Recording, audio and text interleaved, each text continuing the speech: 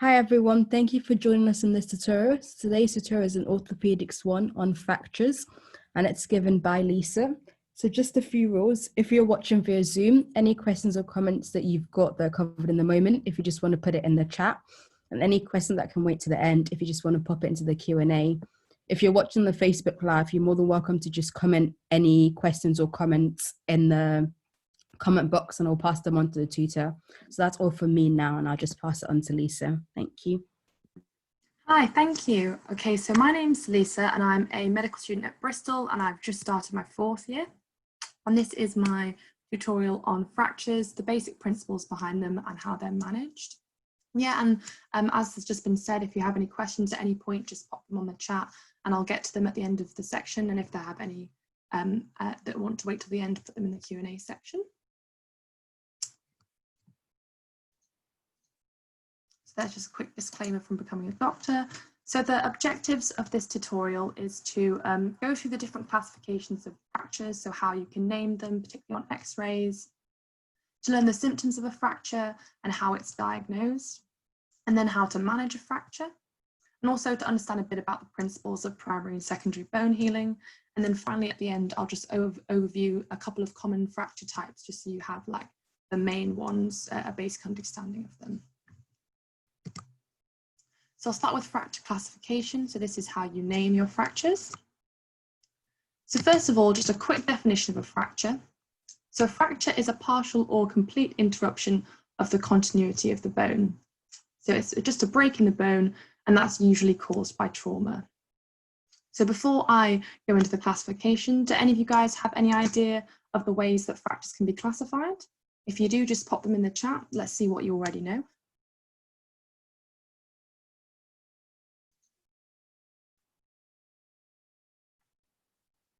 Any ideas at all?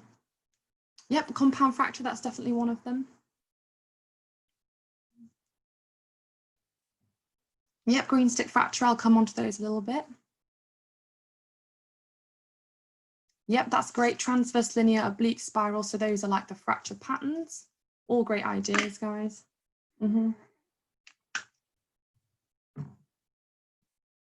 those are some great ideas. So fracture classification is kind of based on a few broad categories. So first of all, the anatomy. So that's where the fracture is.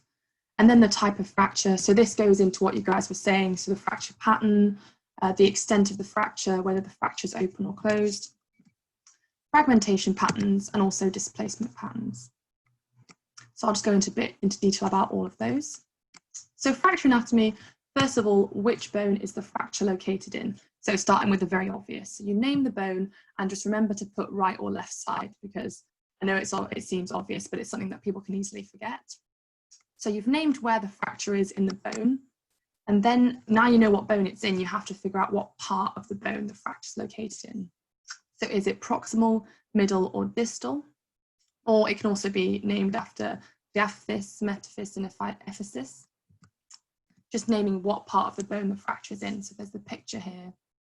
And some orthopedic surgeons, they just say proximal, middle, or distal. Some also use, diaphysis, metaphysis, metaphysis.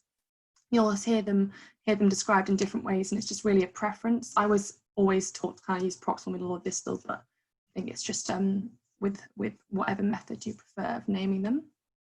So now we've got where the bone, which bone is and whereabouts in the bone. And you also need to name if there's any joint involvement. So extra-articular fractures are fractures that don't involve the joint space. So the fracture hasn't extended into the joint, it's got nothing to do with it. And then intra-articular fractures are the ones that do extend into the joint space. And it's important to figure out whether the fracture does or doesn't involve the joint, because if it involves the joint, it tends to be more restrictive in function, tends to be more severe, and the management is different for if it doesn't involve the joint. So that's where the fracture is, what it affects. And then you move on to the type of fracture. So first of all, you're figuring out the extent of the fracture, and by extent I mean whether it's complete or incomplete. So a complete fracture is where the parts of the bone that have been fractured are completely separated. So the fracture runs entirely through the bone and has separated the bone into those different fragments. And an incomplete fracture is one where the fracture line doesn't extend across the entire width of the bone. So it hasn't completely separated those bone fragments. So you've got to bear that in mind. And then you're finding out whether it's a closed or open fracture. A closed fracture is one that doesn't come into contact with the outside environment. So it hasn't broken the skin, the fracture isn't exposed to the air. But an open fracture is a fracture that does come into contact with the outside environment. So it's disrupted the soft tissue, bone has broken the skin, and that fracture site is exposed to the air. And it's important to determine this because open fractures are a much bigger risk of infection than closed fractures. So it's something important to determine clinically, and it's something that you'll probably see on examination as opposed to X-ray because you don't see soft tissues on X-ray. And coming to fracture pattern, so first of all, fracture patterns are split into whether the fracture is a complete or an incomplete fracture. So for it's a complete fracture and the bone has been split into two pieces, you have certain fracture patterns. So a transverse fracture, like someone said earlier, it's just a straight line through the bone. Oblique fracture is a oblique line, so a diagonal line through the bone. A spiral fracture is like a corkscrew shape, and longitudinal is kind of a vertical line through the bone. And that's for your long bone fractures. And you can see the pattern here on the screen. But if you've got an incomplete fracture, so this is where the bone hasn't been separated, there are three patterns to that. So you can have a bowing fracture, which is where the bone breaks but doesn't bend. So it's gone plastic deformation and is bent, but it hasn't snapped like a fracture. You can also have buccal and torus fractures. So the same thing for two different names for the same thing. And that is where one side of the bone is compressed, but doesn't break all the way through. So it's bent and one side of the bone is compressed. And then you have green stick fractures, like someone mentioned in the chat. So that's one where one side of the bone is broken, but the other side just bends. So it's called a green stick because if you imagine taking a young branch of a tree and kind of trying to break it, sometimes one half of the branch just kind of snaps and the other half of it bends. So it doesn't completely break through and you end up with a partial fracture. Now the incomplete fractures are more common in pediatric bones, so young children's bones, because they have more cartilage and their bones are kind of a bit more flexible, whereas adult bones tend to be more brittle. And so you can kind of end up with these incomplete fracture patterns as the bones bend more. I'm not going to go into any more detail about those. I'm just going to focus more on the complete fractures, but there's just a little bit of information about that there. So that's your type of fracture. And then you move on to fragmentation. So fragmentation is whether or not the fracture has created multiple bone pieces. So a comminuted fracture is when there are more than two fracture lines resulting in multiple bone fragments, like this. And a segmental fracture is where there are two fracture lines creating a bone fragment between the proximal and distal portions of the bone. Now with naming fractures, if you've got a comminuted fracture, if I go back to the previous slide, this fracture pattern, transverse oblique spiral, is then not needed. That fracture pattern description only applies to one single fracture line that split the bone into two pieces. That's when you would use your fracture pattern naming. If you've got a comminuted fracture and there's lots of small bone fragments, it's just a comminuted fracture. You don't need to name them. If you've got a segmental fracture like this one, and you have your two fractures, you might then describe those two fracture lines as you would name a simple fracture. So you would say, for example, here you've got a proximal oblique fracture and you've got a distal oblique fracture. So you could name those separately. But with a comminuted fracture, that's all it's called. And then finally, you move on to displacement. And this is whether or not the fracture has displaced from its normal anatomy. And there are different types of displacement. So you've got fracture translation, which is movement of fractured bones away from each other, like in this image here. And a way of describing fracture translation is using the width of the bone as context. So you would say here that this fracture has been translated about 50% of the width of the bone. Can you see here that it's moved about half of the width of the bone. So that's one way of describing fracture translation. You also have fracture angulation, which is where the normal axis of the bone is altered, so a portion points in a different direction. So one part of the bone has kind of rotated and angulated away from the other part of it. And you would describe angulation depending on what direction the portion of the bone fragment has angulated towards. So whether it's anterior, posterior, medial, or lateral. And some parts of the body you can have specific terms, like you can have, for the palm of the hand, for example, you can have dorsal angulation if it's angulated towards, the top of the hand, or palmar angulation or volar angulation if it's angulated towards the palm of the hand. And also the same for, if you're talking about the legs, you can have varus or valgus angulation. And if you're talking about the arms, you can have radial or ulnar angulation. And it's important to say which segment of the bone has been angulated in which direction. So if you say the distal segment of bone has been posteriorly angulated, you're saying the distal part of the bone is angulated towards the back. So quite complicated, but when you break it down, it does get a lot more simple. You have a practice of this. And you also have fracture rotation, which is where you have rotation of one of the bone fragments in relation to the other. So it kind of twists one in kind of the direction of the, kind of twists in relation to the other bone. And this is often quite difficult to see on the X-ray because the bone is still in the same place but has just twisted. But it is easier to determine on a clinical examination because, as you can imagine, the limb might look quite deformed if you've got a rotated bone fragment. So that's something you look out for on examination. And finally, you can have changes to fracture length.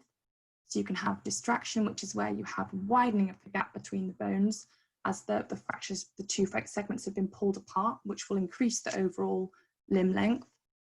You can have impaction, which is where the fracture fragments kind of compress together, and then that results in shortening of the bone. And you also have shortening, which is where there's proximal movement of the distal fragment, different from impaction because it's not the bones aren't pushing together, they've just moved apart and moved, like they've gone sideways and moved together, resulting in shortening of the limb. Sorry, I couldn't find a picture of shortening, but it is worth giving them a Google if you're a bit confused as to what each one will look like. But this just gives you an idea of what the different displacements of a fracture can look like. So if I just work an example through with you guys to kind of go over that, how you would name a fracture on an X-ray. So first of all, you would start by saying, who this X-ray belongs to. So let's say this is a fracture of Mr. Smith's left tibia, who's however old, and you would go through and say the anatomy. So first of all, you can see it's the left tibia. This is a left X-ray here, and it's located in the mid-shaft of the tibia, and it's not involving the joints, so we're saying extra-articular. So anatomy is left tibia, mid-shaft, extra-articular. And then we would move on to the fracture pattern. So you can see here that it's a complete fracture, and it's just one fracture. So it's just a simple fracture, it's not comminuted, and it's not segmental. So we're just going to name that single fracture pattern. And it's kind of diagonal through the bone, so you would call it an oblique fracture. And then you move on to fragmentation. So as we said, none, it's just a simple fracture. And displacement, you can see here that the distal portion of the tibia has kind of angulated a bit, kind of moved away from the proximal portion, and it's kind of moved towards the back of the leg, so it's moved posteriorly. So you could say posterior angulation of the distal segment, so the distal segment of the tibia. So if you put that all together, you have an oblique mid-shaft fracture of the left tibia with posterior angulation of the distal segment. So now a question for you guys to see how much of that you've understood. So which of the following best describes the fracture shown in this X-ray image? So is it a spiral fracture of the distal radius with volar angulation of the distal segment? A spiral fracture of the distal radius with dorsal angulation of the distal segment? An impacted fracture of the distal radius? transverse fracture of the distal radius with volar angulation of the distal segment, or transverse fracture of the distal radius with dorsal angulation of the distal segment. So that's a lot of words there, but just work it through in your head, and I will start the polling.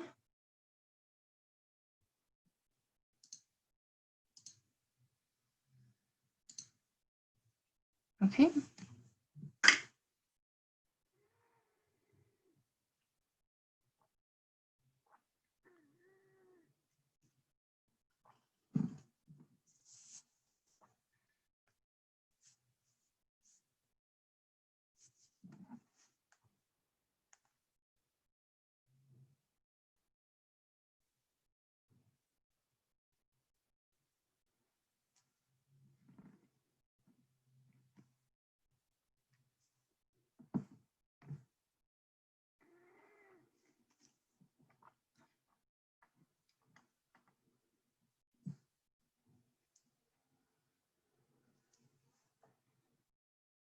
So I'll just give you a couple more seconds on this one.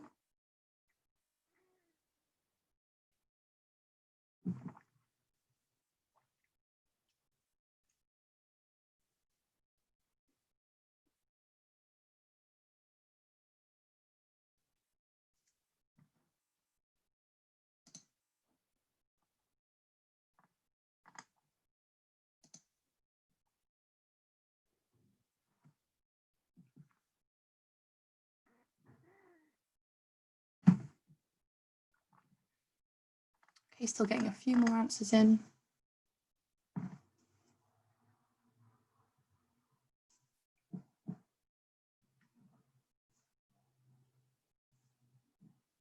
Okay, I'm going to stop it there. Well done, guys. Majority of you guys got that right. Share results. Okay. So the correct answer was E. It's a transverse fracture of the distal radius with dorsal angulation of the distal segment. So if we work it through, you can see the fracture line here and here, and it's just a simple line straight across the bone. So it's a transverse fracture, not a spiral fracture.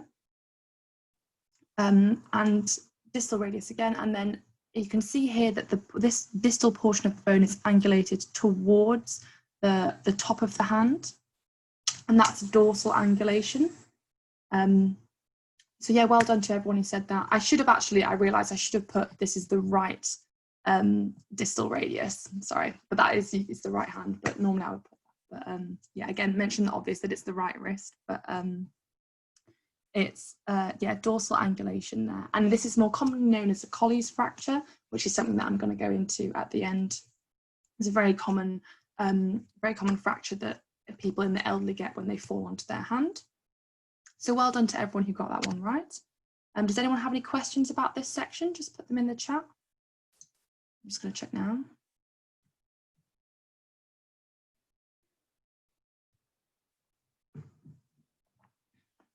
Okay, no questions, that's fine. Move on to the next section. So this is how you diagnose a fracture. So first of all, symptoms of a fracture. Does anyone know any symptoms of a fracture that they could just put in the chat? Any symptoms that people would present with?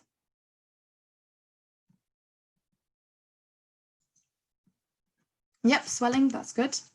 Pain, yep, pain. Pain is the main one. I see a lot of people seeing pain. Reduced range of motion, swelling, absolutely. Deformity, reduced movement, all really good. Yep, so here is my list. So pain is the number one. It's always painful when they get a fracture. Swelling, like everyone said. Deformity, so the limbs might not look right, they might be in the wrong direction, might be, they may have bone sticking out, it may be an open fracture, may be very obvious. Bone crepitus is one, so if you kind of have odd clicking where bone isn't meant to be, making kind of crunchy sounds.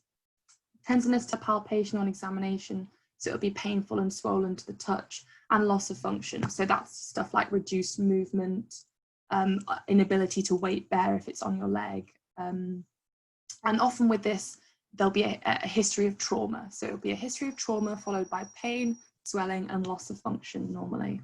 So those are your symptoms, the things you'll be asking about in a history. And also you can get complications of a fracture. This is just things to look out for. So this would be if you have an open wound, if the bone has pierced the skin, if you can kind of see the fracture site. Also neurovascular damage, so if you have kind of disruption of the nerves and blood vessels that the fracture's caused. Compartment syndrome is another one where you would have, that's when you have swelling within the muscle compartment, which causes a disruption in the blood flow, and that can be very, very painful as well, so something to look out for. And infection is a big complication of fractures. Orthopaedic surgeons will tell you that infection is their worst enemy, something that orthopaedic surgeons are so worried about because infection is very bad at a fracture site. So that's your symptoms of a fracture. And now moving on to diagnosing, how you diagnose a fracture. So first of all, as with anything, you always start with a history. Particularly with a fracture, it's the mechanism of the injury and the force involved. So you want to ask the patient, ask any collateral history, ask anyone who viewed the incident, ask what happened, that kind of thing. Oh, sorry, I've just got a question here. Someone's raising their hand. Does anyone want to ask a question?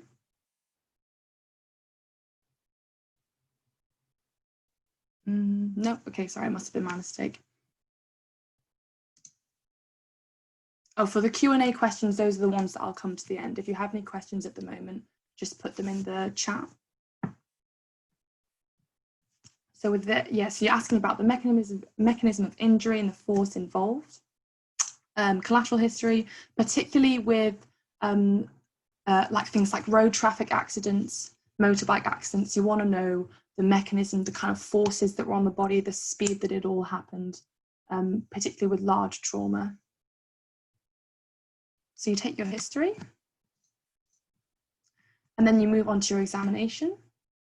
So you would examine the suspected fracture site carefully, and then to check for any other injuries as well, you would want to examine the whole body, because sometimes there may be, particularly in the cases of large trauma, there may be multiple fracture sites and you don't want to miss anything. So if there's an obvious fracture, don't overlook other places that could be injured. So you would examine the suspected fracture site, but also you do a like a top to bottom complete examination to check if there's any other injury sites.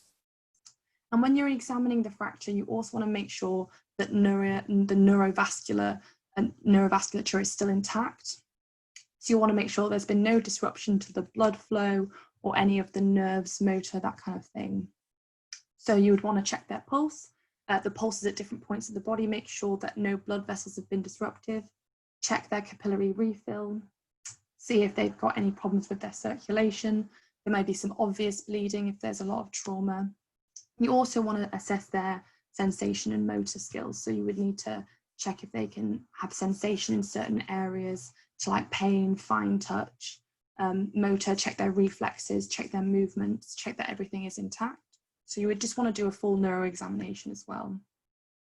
And you also want to assess the status of the skin. So you want to see if it's an open wound, you want to take swabs for culture to see if it's infected.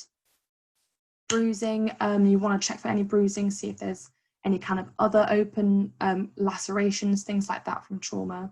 And you also want to check for cellulitis, which is infection of the skin and that kind of soft tissue, and that will kind of show as a red, oozing, kind of painful area. And so you've done your examination now, and the mainstay of imaging for a fracture is an X-ray. So with an X-ray, you need to include the joint above and below the suspected fracture site. So what I mean by that is if you've got a fracture of your femur, let's say, then you need to make sure you include the hip joint and the knee joint in the image to make sure that that fracture doesn't involve any of the joints around it.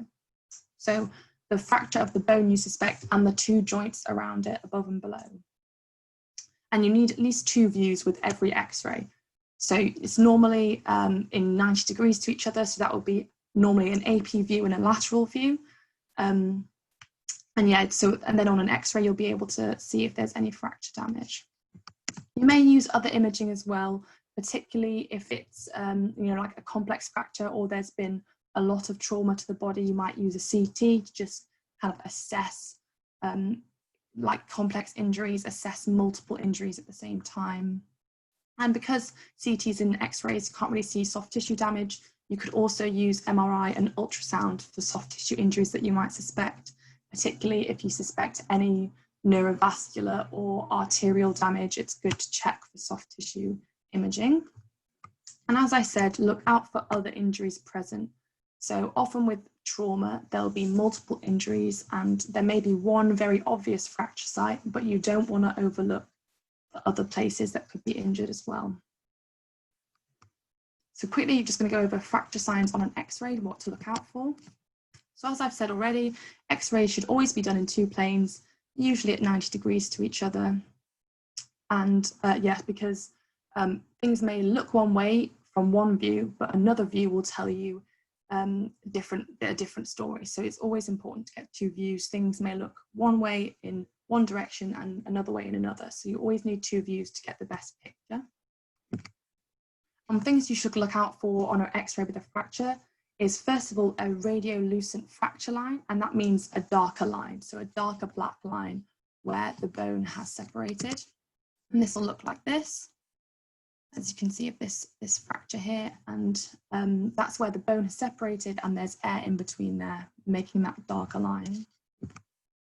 You're also looking for cortical disruption. So this is a disruption to that straight line, that continuity of the bone cortices. As you can see here, you've kind of got a little bit of a bulge and a little bit of a crack here that you can see. So look at the cortices again.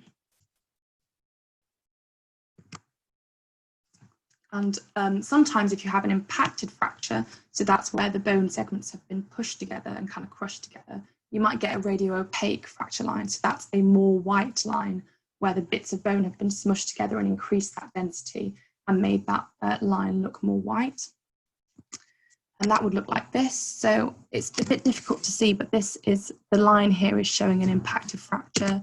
I've got the second image here if it's a little bit easier to see, but it's a bit more of a whiter line where those two bones have crushed together. So common pitfalls with an X-ray include sometimes with pediatric X-rays where their growth plates haven't closed. The epiphyseal growth plate kind of shows as a radiolucent darker line. And that's just where the cartilage is, where the growth plate hasn't sealed. And that's not a fracture. So sometimes people can mistake those lines as fracture lines, but always check if you're looking at a pediatric X-ray and you see those lines, think maybe instead of it being a fracture, it's just a normal, not closed growth plate. So that's something to watch out for. And also another common pitfall with looking at X-rays is just not looking at all the areas of the X-ray. So maybe there's one obvious fracture site, but you overlook another one because you just haven't looked at all the areas. Those are some common pitfalls of the X-ray. So I'll ask a question and then I will come on, I will ask this SBA question and I will come on to the questions you've asked me in the chat. This is question 2, and it's which carpal bone is fractured in this X-ray image? So this is the X-ray image here. And I'll start the polling.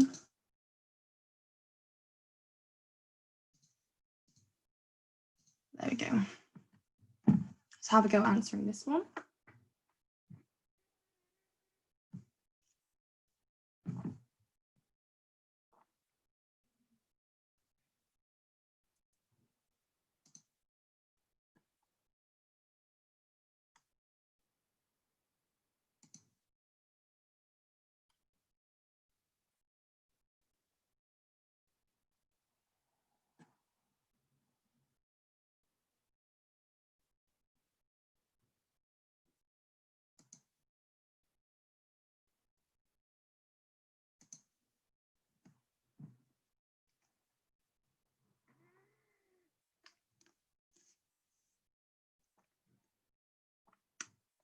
So we've got a big mixture of answers here. I understand this is a very difficult question. It's a very subtle fracture sign, so I can understand why this would be tricky. I had to have someone point this out to me as well. It's hard to see.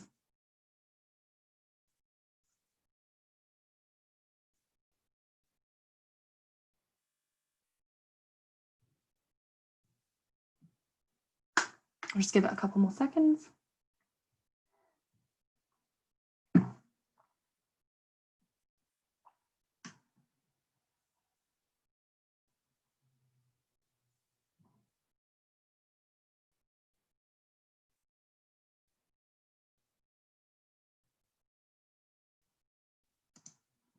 Okay, I'm going to stop it there. Okay, so most of you went for scaphoid fracture there, but unfortunately, no, it is in fact the pisiform here, and I've just pointed out the little fracture line.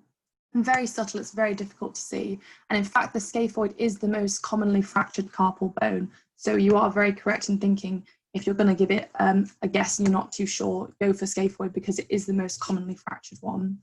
But if you can see, there's just a line here in the pisiform, if you just count the bones across and see there. But again, very subtle. I completely understand if it's quite tricky to spot. Often fractures can be quite difficult to see, and the best way to do it is just to keep practicing them, keep going over cases. I got this image from Radiopedia, and they do a lot of really good cases of different fractures, and just have a look through those, have a see of the different kinds, just get really good at spotting them. But it is very difficult, so understandable.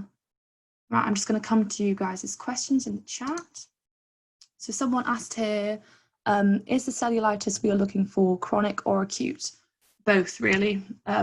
Acute because you would have increased risk of getting infection if there's a fracture, if there's disruption. Also, if you have chronic cellulitis and you have a fracture, there's a much more increased risk of you getting infection in that fracture because you already have infection there. And as with any examination, any unusual findings, always note that. Always note anything out of the ordinary, as it can always affect management. So good question there, I hope that answers it. Does anyone else have any questions from the end of this section?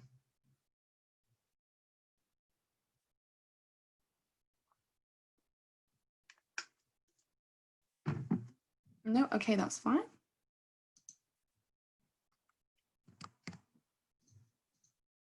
So now I'm going to move on to fracture management. So this is how you would deal with fractures clinically if someone came in with a suspected fracture. So before I start this section, again, does anyone have any ideas of the kind of ways you would manage a fracture in clinical practice? You just pop some of those ideas in the chat.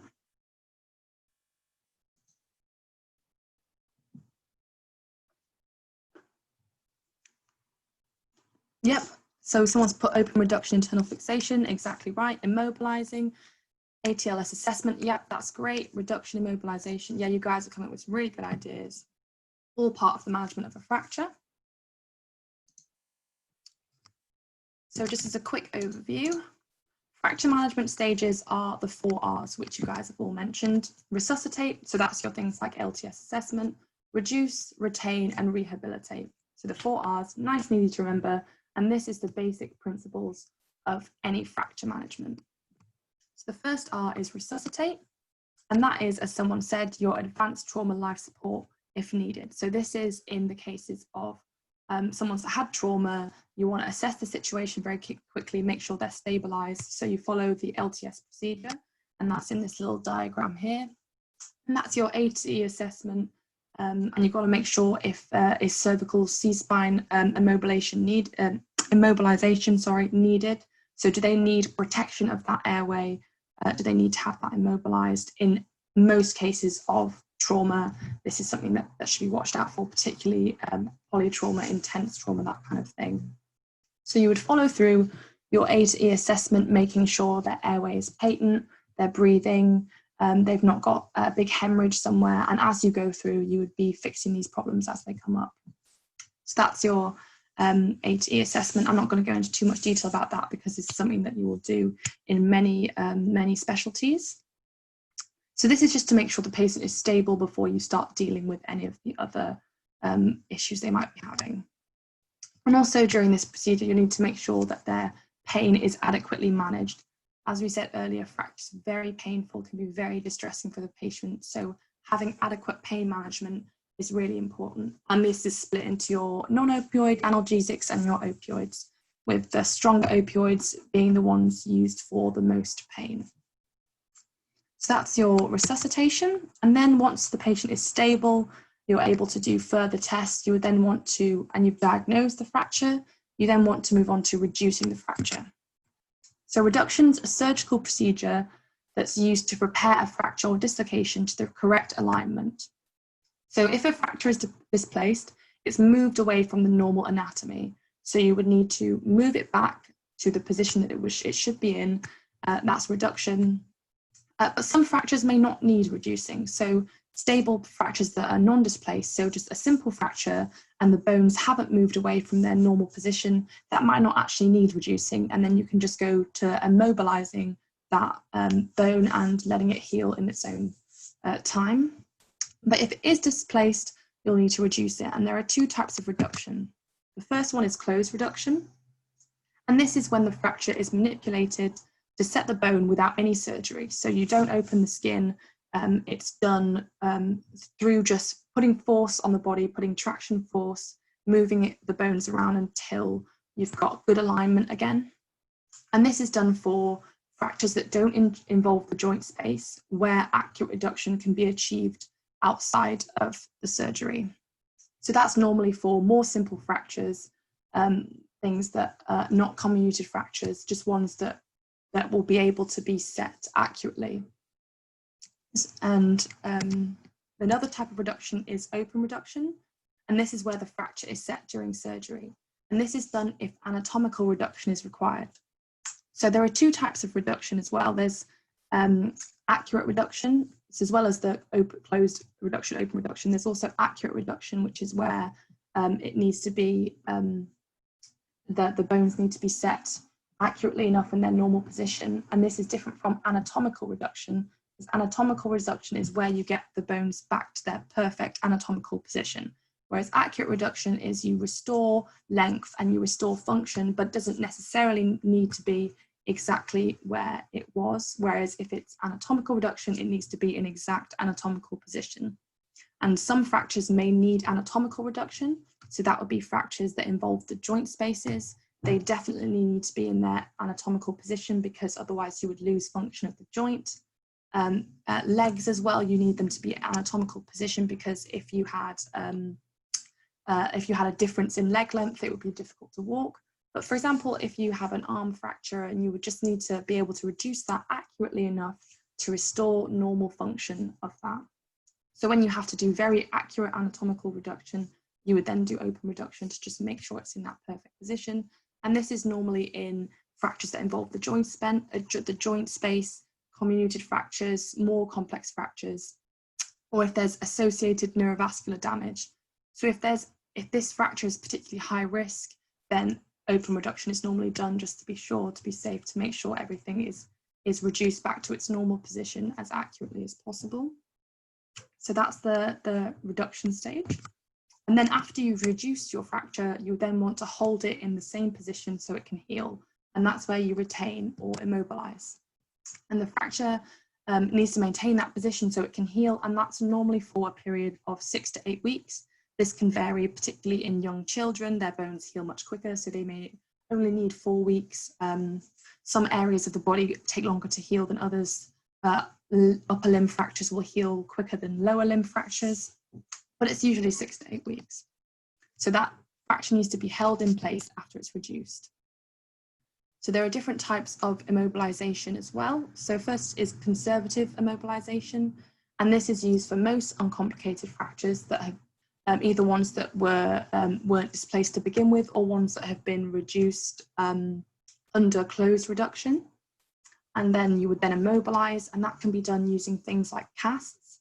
So a cast goes the full circumference of the limb, but a splint is something that doesn't go all the way around. It doesn't cover the full circumference, but it still holds that limb in a fixed position. And you can have a brace. So a brace is something that holds it in position but allows some function of movement. So it just supports that joint and allows some movement so it can heal. So a brace is a bit more easy for the limb to move. Or you can have traction, which is where there's a sustained force on that limb to keep to keep the bones in position while they heal. So that's the different types of conservative immobilization. If for more complicated fractures, you might need internal fixation. So this is used for comminuted fractures or interarticular fractures, or when the fracture has been openly reduced. So you'll hear the words, as someone said, open reduction, internal fixation used together a lot. So that's when you've got a more complicated fracture, you've reduced it in surgery, and then you want to fix it in place. And the fracture is then immobilized using implants. And the different types of internal fixation you have intramedullary implants methods, and that can be things like intramedullary nails, which are nails that are inserted. So this is a picture of an intramedullary nail here. It's a nail that's inserted into the shaft of the bone, and that holds it together, and it's used in long bone fractures, and it holds it together while the bone heals. You can also have another intramedullary method, are K-wires, and those are pins that are inserted into the bone fragments to hold them together. And they kind of hold the bone in place while it's being healed. So that's intramedullary, and you also have extramedullary, and these are just stuff outside the bone, like screws and plates, as you can see in this image here, that fix onto the bone and hold it in place. So that's your extramedullary methods. So that's your internal fixation. And then you have external fixation as well. And this is where you have this bottom image where you have external frames which hold together the fracture from the outside of the patient. It looks very uncomfortable and restrictive, as you can see, but you would do external fixation when you have contaminated open wounds, very severe open fractures, and very severe soft tissue injury. And that's because if you have a contaminated wound or a severe open fracture, you don't want to get the infection. You don't want to be going in with surgery, risking having the infection spread deeper.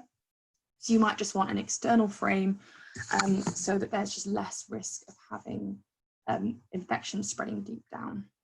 So that's how you would immobilize your fracture. So we've gone through resuscitation, reducing, retaining, and finally rehabilitation.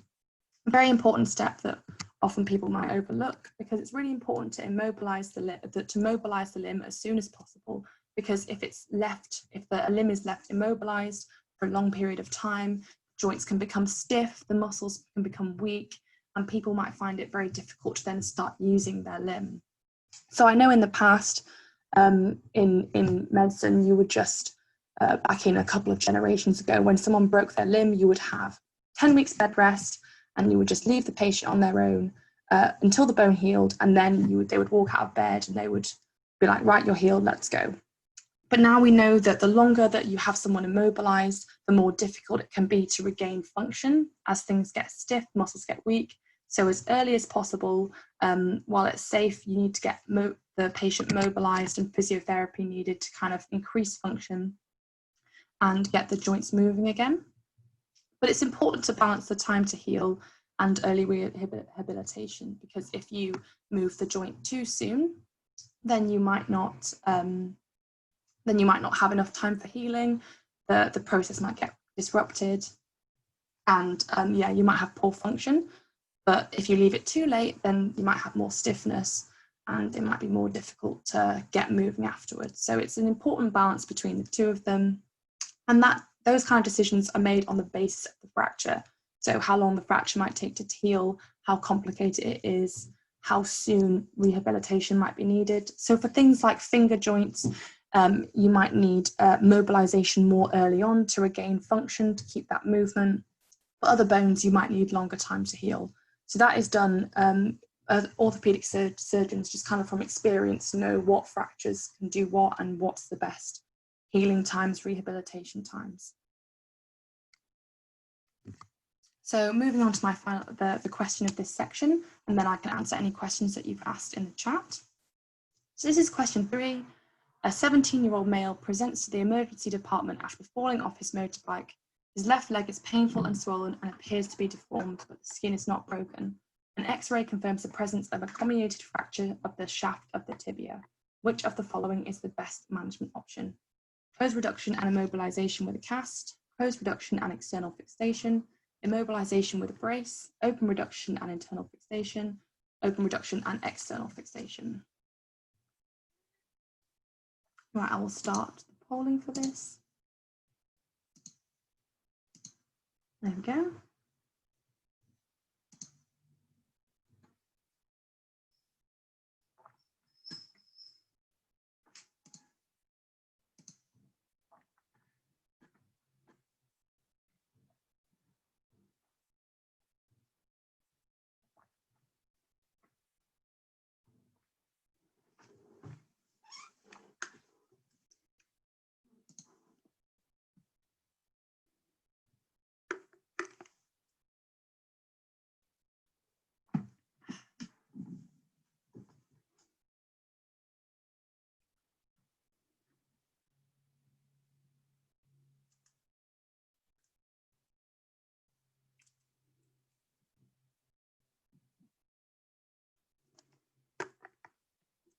Really good here, guys. A lot of you have got the right answer. We'll just give it a couple more seconds.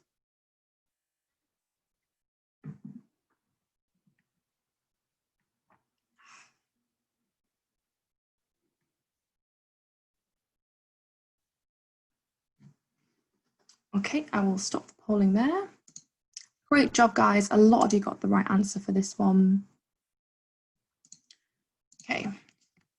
And the correct answer to this one was open reduction and internal fixation. So this is quite a complicated fracture. It's comminuted, so there's a lot of bone fragments and it's displaced. So you can't just immobilize with a brace because there's this fracture's been displaced, it won't heal in the right place. Closed reduction isn't really appropriate because there's a lot going on. It might be difficult to kind of reduce the fracture without having surgery. You don't need external fixation because, as it said, the skin isn't broken, so there's not really a risk of infection. So the way you would do this is you would do open reduction and internal fixation. So well done to all of you who got that right. And now I'm just going to check if there's been any questions from this section. Okay, someone has put, sorry, could you explain the last point on the rehabilitation slide? Yeah, of course. Sorry if that wasn't as clear. Let me just go back. So what I was trying to explain with rehabilitation is it's important to try and get mobilization as early as possible to make sure that there's not stiffness of the joints and there's not muscle weakness, because if you leave a limb immobilized for a long period of time, you can get joint stiffness and muscle wasting. So physiotherapy is designed to kind of, when the fracture is healed, to get people moving again, to start putting weight on that fracture, to start getting their joints moved again, to make sure they have good function. And the best way to decide what time that needs to be is on experience. So on the basis of the fracture, some fractures may need a longer healing period and some fractures may need a shorter one, some may need earlier physiotherapy and some may need slightly later physiotherapy. And that's just based on clinical experience and knowledge of the actual fracture and what's needed. And that's something that comes with experience as an orthopedic doctor, surgeon. So it's just, yeah, it's important to find the right balance, and it's always dependent on the type of fracture. So hopefully that answers the question. Does anyone have any other questions at this section? Or is there a fibular fracture in question 3 as well? Let me see. Oh yeah, there is. So that's me not following my own guidance there and saying, but you always need to look at the rest of the picture. There is in fact also a fibular fracture. Well done, you guys who saw that one. That's my bad. I just got this picture. I just typed in fibular fracture, didn't really look properly. So that's my bad, but well done for you those who got that. But I'm sure you would fix this in the same way, internal open reduction and internal fixation. Yeah, so well done on your X-ray spotting there, guys. Any other questions on this section before I move on?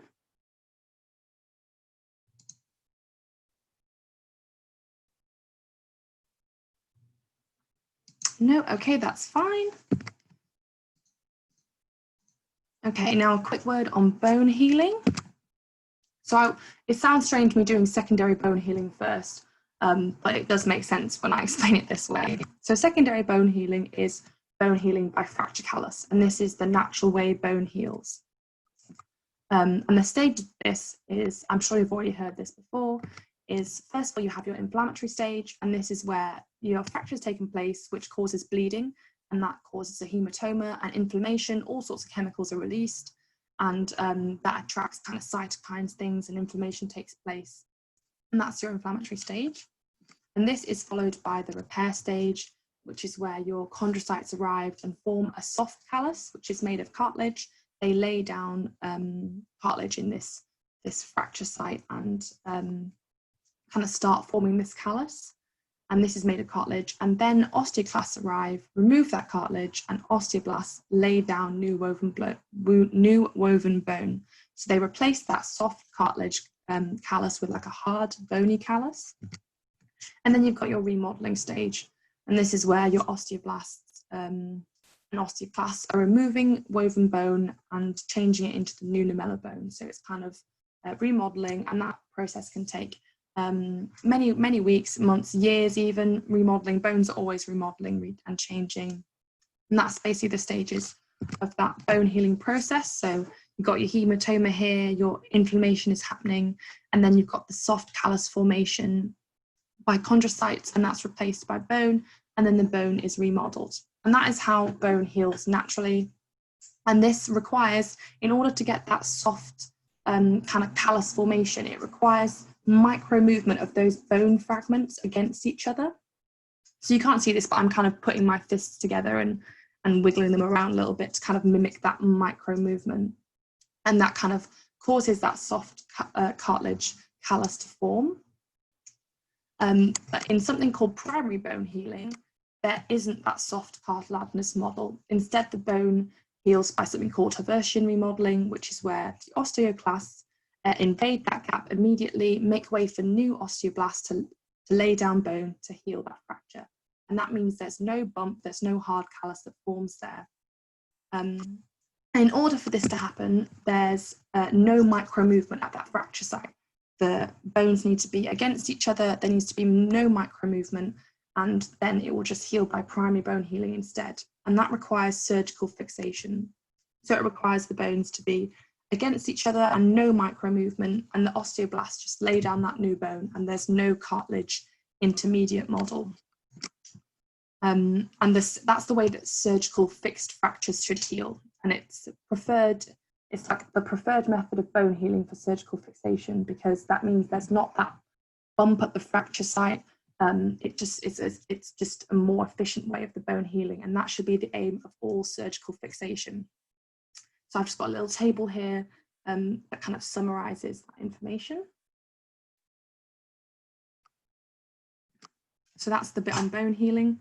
Just a quick overview there. And yeah, surgery should always, the aim of surgical fixation is to always heal by primary bone healing. Does anyone have any questions on that before I move on? Got something in the chat here. If primary is the preferred method, then why does it need surgical fixation more? So primary is the sorry, I should be more clear. Primary is that one that skips out the cartilage model. So primary, it's a bit confusing because how it heals naturally is actually called secondary bone healing, and how it heals during surgery is called primary bone healing. It's a bit confusing, but primary is the way that surgeons do it. So if you didn't have surgical fixation, then you would heal by secondary bone healing. But surgical fixation and primary bone healing is preferred. So hopefully that makes sense.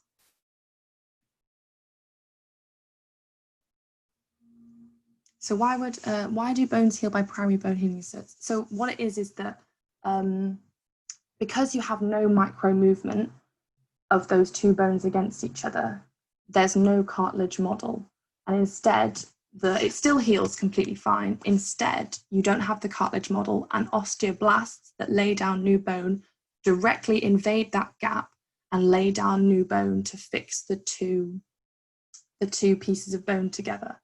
So straight away, you don't have the formation of cartilage, and you don't have the osteoblasts invading that cartilage model. Instead, you just have osteoblasts laying down the bone, and that's preferred because it doesn't create that callus, hard bony callus, and it's just that it happens in surgery because there's no micro movement, so there's no kind of cartilage model formed. It just directly lays the bone down. So maybe naturally is the wrong word. It should just be how it would do if there was a micro movement. You would have secondary bone healing, and if there was fixation and no micro movement and good kind of opposition, so good alignment of those two bones, it would heal by primary bone healing. So hopefully that makes sense to everyone. And if you just want to refer back to this table, it's quite nicely all summarized, and that should be a nice way of looking at things. Someone else has asked, in cases of fixation when you allow movement, e.g. sliding hip screw, what healing is that? Oh, so if you allow micro movement, I think This is irritating because I definitely remember someone asking a orthopedic surgeon this question, and I can't remember what the answer was. I guess if it's surgical, then they're normally aiming for primary bone healing. But if it's allowing micro movement, then it would be healing by secondary bone healing. Unfortunately, I don't know the answer to that one. It might be something that you have to Google. Sorry about that. It's very annoying that I can't remember what that orthopedic surgeon told me, but that's definitely a good question. Yeah, so sorry I couldn't answer that one, but does anyone have any other questions before I move on?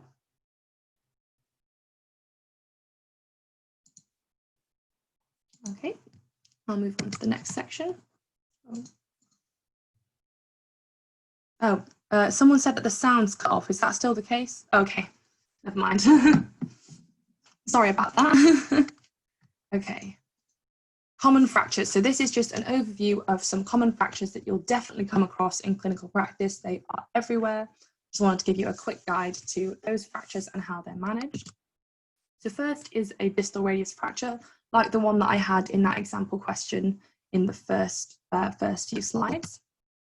And so a distal radius fracture can be classified in two ways. You've got a Colles, which is the one that was the example, and that's a fracture of the distal radius with a dorsal displacement. And that's this picture A here, and that's caused by a fall onto your outstretched hand in that kind of position where the palm is face down. So you fall onto your hand and you catch yourself like that, and it causes a Colles fracture. And that's commonly known, this deformity that you get is commonly known as a dinner fork deformity. And that's something that you very commonly see. And then the other way around is a Smith's fracture. So this is if you fall onto your hand in the opposite way. This is much less common. A Colles is more common because you catch yourself, you kind of catch yourself when you fall in that position shown in A. But in B, if you kind of fall and catch yourself on the other side of the hand, you get a Smith's fracture, which is a fracture of the distal radius with ventral displacement. So you get the bone, you get that bone displacement towards the palmar side. Sorry, that can be ventral or volar, interchangeable, or palmar if you wanted. So yeah, you get that deformity that way, and that's called a garden fork deformity. These fractures are very common in elderly people with osteoporosis that are falls risk. So what you do is your frail person may get up and fall, catch themselves on their hand, and they might get their Colles or Smith's fracture. Much more common to get a Colles fracture, and the risk is increased with osteoporosis, frailty, commonly seen on geriatric wards. And the main management for this is a closed reduction under local anaesthetic. Normally these fractures are able to be manipulated without surgery if they're simple, if they're, if there's not comminuted fractures, if there's no joint involvement, if it's just that distal radius, it's normally managed with closed reduction under local anaesthetic. And the local anaesthetic normally used is called a Beers block or a hematoma block. And that just numbs the hand, and then to kind of close that, to kind of do the closed reduction, you have longitudinal traction and manipulation to kind of get that bone back into the right place. I was actually on my orthopedic rotation, and I helped someone do that closed reduction on the wrist. And I had to, you kind of have someone holding the patient and someone else is pulling on that arm, adjusting it. And I had to put all my weight into holding this patient to make sure that because it is a lot of force required, but the patient doesn't feel anything because they've got that local anaesthetic block. So after you've reduced that fracture, closed reduction, you'll then have immobilization with an elbow back slab cast, and that's just something that holds the wrist into place while it heals nicely. And that's if there's just a simple one. Maybe if it's more complicated and there's joint involvement, they might need open reduction and internal fixation, but normally for uncomplicated ones, it's just closed reduction and immobilization. So that's the distal radius fracture. Now I'm going to go on to the clavicle fracture. So this most commonly fractured bone in the body, if anyone wants that useful fact, very, very commonly seen. And this can be classified into where it's located. So the mid shaft is the most common, and you can have lateral/distal or medial proximal fractures. And the mechanism for this is either fall onto the shoulder or a direct blow. commonly seen in rugby players, sports players. Clavicle fractures happens all the time when people kind of, you know, go to like tackle someone and it catches their collarbone and it causes a fracture. Yeah, again, something that is very commonly seen. I definitely saw 3 or 4 when I was on my rotation in orthopaedics. And the management of this one is, if it's not displaced, if it's a simple fracture, then you would have conservative shoulder sling, because clavicle is a difficult one to kind of immobilize. You're always using, you know, you can't put a cast on your clavicle, you have to put your arm into the sling. So it's just a sort of shoulder sling to kind of stop that movement, allow it time to heal. But if it's the fracture is unstable or displaced, you might need some surgery to fix it in place as well. So yeah, simple. It depends on each one, but normally it's just a simple sling while the clavicle heals. And then ankle fracture, I'll go on to the next one. So this is injury to the medial and or lateral malleolus, and that's otherwise known as the distal fibula and distal tibia. And this can be classified into either a medial malleolar / distal tibular fracture, a lateral malleolar / distal fibula fracture, and distal fibula fractures, that's difficult to say, they can be classified by Weber classification, and that's based on what level the fibula has fractured, and it's based on how it relates to the kind of the joining, the syndesmosis here, the kind of ligament that joins these two bones together. And if it's below that, it's Weber A. If it's at the level, it's Weber B. And if it's above that level, it's Weber C. Weber, not too sure. So that was how you would classify that. And that's only for the distal fibular fractures. Or you can have bimalleolar fractures, which is where both of them have been fractured.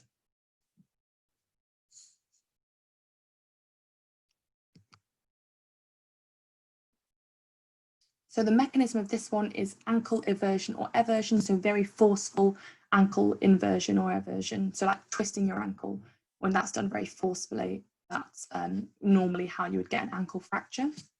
You can also have things like trauma that cause them, but that's the most common. Common maybe in football incidents where you would have your foot twist, your ankle twists, and there's kind of force there and it causes a fracture. And the way you would manage this is if it was a stable, non-displaced, isolated malleolar fracture, you might just do conservative, so immobilize, have a brace, have an ankle cast while it heals. If it's surgical, unstable, displaced, open, any kind of complications, then you would probably do surgical management instead. So I got some questions on this one. So someone said about the previous picture, the clavicle in this picture is not in anatomical alignment. Is it possible to reduce a clavicle closed? So I think the problem with having a clavicle that's very displaced is that the skin in front of the clavicle, there's not much tissue there. So you know, if you touch your clavicle now, you can feel that there's not really very much tissue to protect it. So if it becomes displaced, it often penetrates the skin, and it's often very difficult to then reduce it like closed, because the skin's already been penetrated. So often when there's a lot of displacement, they have to do it surgically. Maybe if there was only slight displacement and the skin hadn't been broken, they would be able to do it closed. So I hope that answers your question. Again, it's a case-by-case thing, and orthopedic surgeons will know the best. And the next question is, how is Weber's A managed with a CAM boot? So Weber's A is the one down here. Yeah, you would probably just have immobilization, really. I think the problem with smaller fractures is that there's not really much way that you can fix those. Depends on how complicated it was. If there was multiple pieces, then maybe you would have surgical fixation. A lot of ankle fractures, yeah, you would just have a foot cast or boot to kind of keep the bones in place while they heal. Does anyone have any other questions on this section? So either about collies or clavicle ankle fractures? no worries. I have one more fracture to go through with you, and this is the famous neck of femur fracture. So if you're on any geriatric ward, you will see this a lot. So neck of femur fractures, fractures of the hip essentially. So these can be classified into either intracapsular, so it's this bit here, the bit within the hip joint capsule, hence called intracapsular, or it can be extracapsular, and that's split into trochanteric, intertrochanteric, this area, or subtrochanteric area, which is down here. So that's how you classify, and those are both extracapsular. So that's how you would classify them. And with intracapsular, you then have the Gaydon classification, and that's 4 types. I don't know this in much detail, but the first 2 types are non-displaced, and the second 2 types, so Gaydon 3 and 4, are displaced fractures. You can look at pictures of those, and that's just basically another further way of classifying an intracapsular fracture. So the mechanism for this is a fall onto the hip in an elderly patient, often with osteoporosis, often very frail. So a simple fall is enough to, a sort of fall from standing height is enough to cause a neck of femur fracture. But if you see this in a young person, it's normally caused by high-speed trauma. So things like road traffic accidents, like normally get for this. Now, the management of a neck of femur fracture is a little bit different depending on the different classification of fracture you have. Sorry, my internet connection's going out a bit. Okay. So intracapsular fractures, the problem with that is the blood supply is kind of distal to proximal. So it goes from the femur to the head of the femur here. So it kind of moves distally to proximally. And that means if you have a fracture here in the intracapsular region, you can have a cutoff of the blood supply supplying the head of the femur. And this puts the femur at risk of avascular necrosis. This little head here is at risk of reduced blood supply. And that can cause that bone to die very easily. So normally when you have an intracapsular fracture, you have to replace that whole like head of the femur. You have to have a hip replacement essentially, because there's just too much of a risk of that piece of bone dying. And there are 2 types of hip replacements. You can have a total hip replacement, which is where you replace the head of the femur and the socket of the acetabulum. So that's a total hip replacement, and that's where you've replaced both this femur head here and the socket of the pelvis here. So that's when you replace both of them. And this is used for more younger, more mobile patients because those have a longer lifespan. So if you're going to be up and walking and mobile, a general age range for that is 50 to 75-year-olds. So you would use it in more younger patients with more movement because those last longer.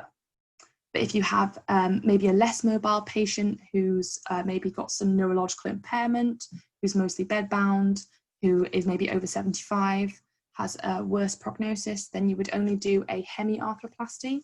And that's where you only replace this head of the femur here. So you only replace this bit and you have the normal acetabulum of the pelvis. And the reason why that is done for less mobile patients is because over time, the hip joint can wear away at the acetabulum socket if it's replaced. So this hemiarthroplasty has a shorter lifespan, and it just, yeah, so it's less recommended in more mobile patients. It is a less complicated surgery. So for younger, more mobile patients, you would use total hip replacement and a hemiarthroplasty for less mobile patients. So that's for intracapsular fractures. For extracapsular fractures, it varies depending on which one it is. So for trochanteric fracture, you would have a sliding hip screw. And for a subtrochanteric fracture, you have an intramedullary nail. Oh, just a quick thing back on the intracapsular fractures. Sometimes if you have a very young patient with very good blood supply, you might just consider doing fixation here to fix this fracture instead of doing a hip replacement. because hip replacements aren't ideal, especially for young patients. They have a limited lifespan, and maybe if they had a good blood supply and you were confident about the ability of this bone to remain under good blood supply and it's not risk of necrosis, you'd maybe consider just doing fixation, and that would be generally for under 55-year-olds. So that's kind of like the treatment algorithm that you go through for neck of femur fractures.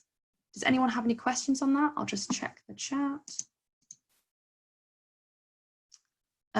So that's someone saying, sorry, is that garden classification? I missed, wait. Gaden, garden. Yes, garden, sorry. That should have an R in it. Sorry, thank you for whoever pointed that out. That should be garden classification. And then someone's asking, how much detail of the management of fractures do we need to know into going into clinical years? So I think generally I would just remember the basic principles. So, you know, resuscitate, reduce, retain, and rehabilitate. General principles for all fractures, they were the ones that I would have stuck in my head. But for individual fractures, it's good to know those kind of things. And as you're in your clinical years, you'll pick those up more. You might need to know more about the individual management for each types of fracture. But for preclinical years, going into clinical, I think it's just enough for you to know the basic principles so far. But this is stuff that you pick up as you go through. And if you're ever stuck with a fracture you don't know that much about, always go back to the 4 R's, as that's the basic management for all of them. Does anyone else have any questions on any of those?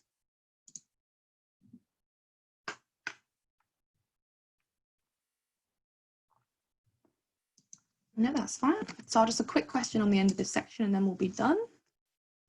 So this is question 4 and our final question.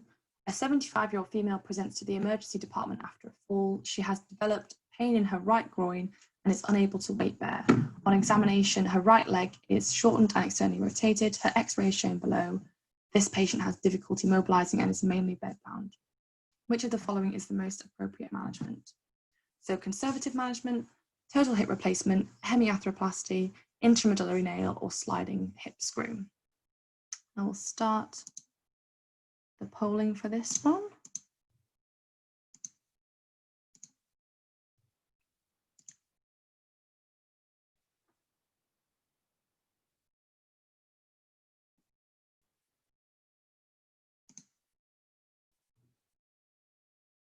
Someone's asking, was she mostly bedbound before the fracture? Yes, yes. So she's in a care home and she has doesn't mobilize very much.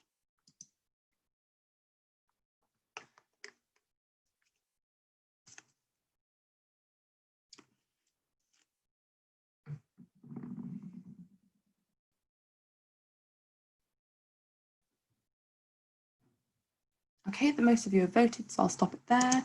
And exactly right, lots of you got this one right. So you would do a hemiarthroplasty. Okay, yep, so correct answer C. And that's because, you know, she doesn't mobilize very often. She's over 75. And if you look on the image here, she's got an intracapsular fracture. So straight away that rules out D and E because they would what you'd use for trochanteric and subtrochanteric.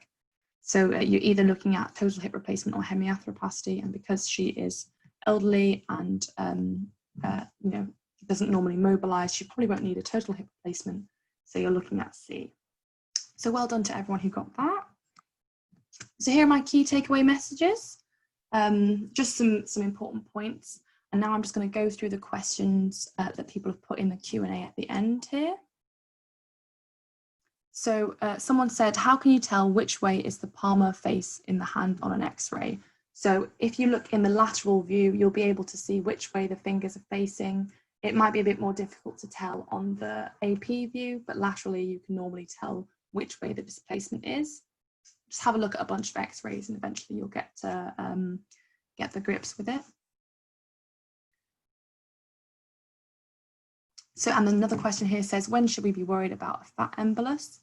So I just think any time you have immobilization for a long period of time, you're at risk of having kind of DVTs, things like that, and just any kind of complications. So I think orthopedic worries would always orthopedic surgeons would always be kind of looking out for that kind of thing. Someone else has asked, what is the difference between reduction and retaining? So reduction is where you put the fracture back into its original anatomical position, so you reduce it, and retaining it is holding it in that position and giving it time to heal. So I hope that answers that question. This one about cellulitis, I think we've already answered. Someone said, how do you decipher from the last case if skin is too swollen for internal fixation, as it may be unable to suture the skin back? Maybe decipher from the last case if skin is too long. I'm just going to look at the last one. Go back to that.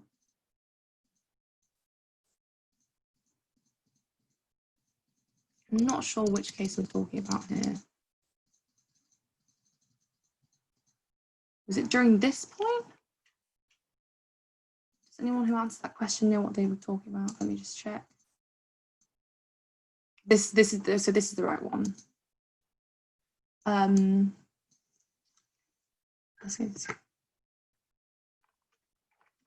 So I think if it's just if the skin, if the wound is at risk of infection, so if you can see that the bone has pierced the skin, often fractures there'll be a lot of swelling anyway, and internal fixation is normally the good mainstay of method.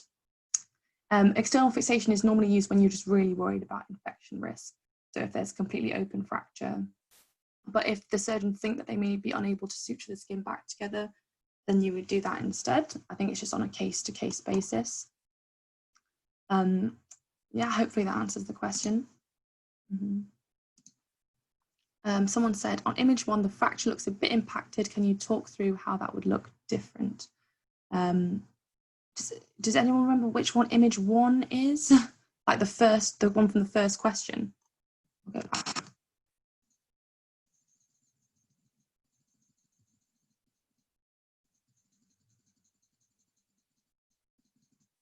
Yeah, I think that would be the one from here. Okay. I see what you mean by looking a bit impact. It's not a very good X-ray image, unfortunately. You would normally see a darker line. It is a bit tricky to see, but I think that's probably just more about the X-ray image, and around the distal radius would be quite difficult to tell with impacted fractures anyway. I think the key here is to look at the other view and see that there is displacement, and you can see a bit of a darker line here. I hope that answers that question. How is a fracture site infection? Can someone clarify what they mean by this last question here about the fracture site infection? Is that still something people are wondering? Okay, someone's got a question from Facebook here as well saying, is compartment syndrome diagnosed clinically, or are there diagnostic tests? So it can be diagnosed clinically, but you look out for the signs like pain, like reduced pulse, kind of there's signs of it, and like pallor, so it goes pale.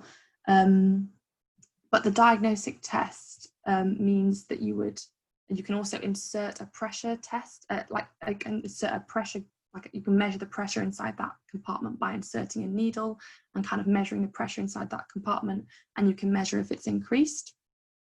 So that's how you would investigate that, and that's if you've got suspicion that it's there from what they're saying in their symptoms. And also you can test things like pulse, test things like see if they've got any impaired like tingling, things like that, test for like neuro examinations. Okay, so I know that someone's saying that it means investigated. So infection being investigated, I'll go back to that question.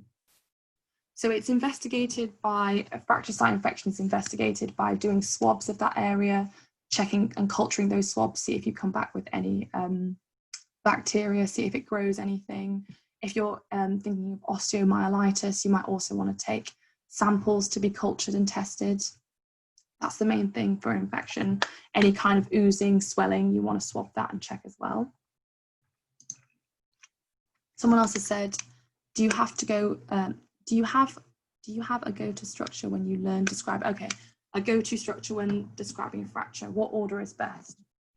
So first thing I do when I'm describing an X-ray is I say the obvious things first. So I say the patient's name, their age, what bone it is, and I go through the algorithm within my head. So the first thing I say is the bone. Normally it makes more sense to say the fracture type. So you'd say it was a simple fracture of the distal tibia, and then the location of the fracture. And that's the best way to order it that way. It's easier, I always order it in the way that I went through it in the slide, but it's when you're actually talking about it, you normally say the fracture pattern first, where it's located, and then if there's any displacement or angulation there. So I think that's all the questions so far, if anyone has any others.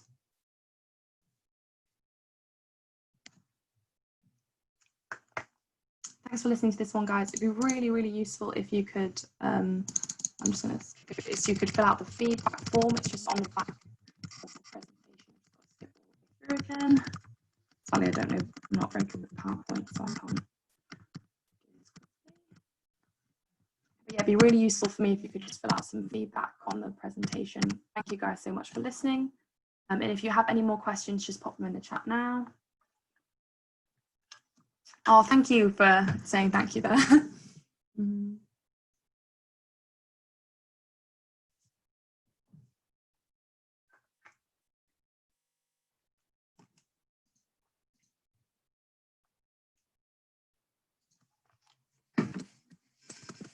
again, guys.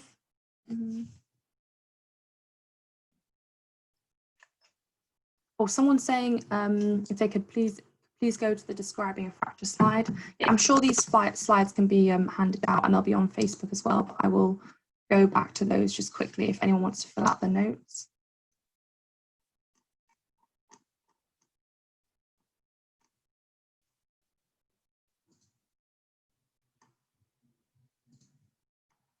Okay. There's one here, but yeah, the slides will be available to you as well. Okay, I think we can stop there if that's everyone's questions.